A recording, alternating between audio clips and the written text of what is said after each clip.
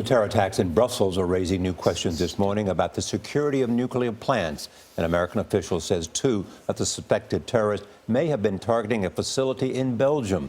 This revelation has sparked worldwide concern. The United States has 61 commercially operated nuclear plants. Jericka Duncan is outside one of them, the Oyster Creek plant in Waretown, New Jersey. Jericka, good morning.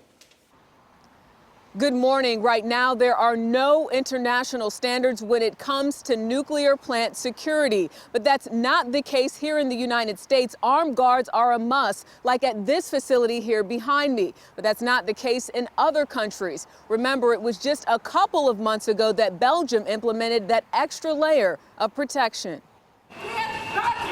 Months before the deadly Brussels attacks, it's believed at least two of the suspected terrorists were targeting this nuclear power plant in Belgium. The El Bakraoui brothers cased the Dole facility and secretly videotaped a top nuclear researcher there. If terrorists were able to successfully attack a nuclear facility, there could be serious loss of life. Dr. Paige Stoutland is with the Nuclear Threat Initiative. I think it's no question that the news from Belgium will lead to countries as well as facility operators re-examining their plans. There are more than 400 nuclear power plants in the world with no uniform security measure to keep them safe.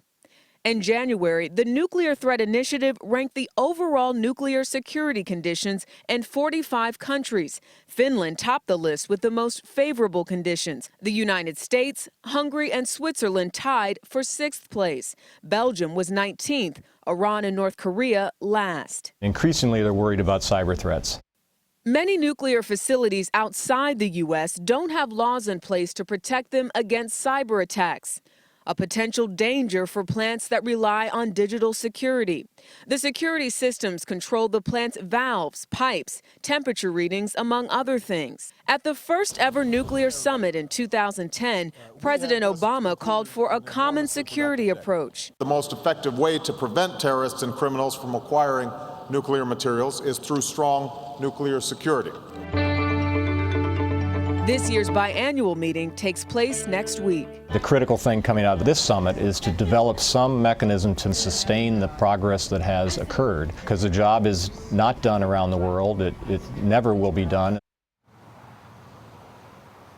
And that two-day summit is expected to attract leaders from at least 50 different countries. Gail? Thank you very much, Jericka.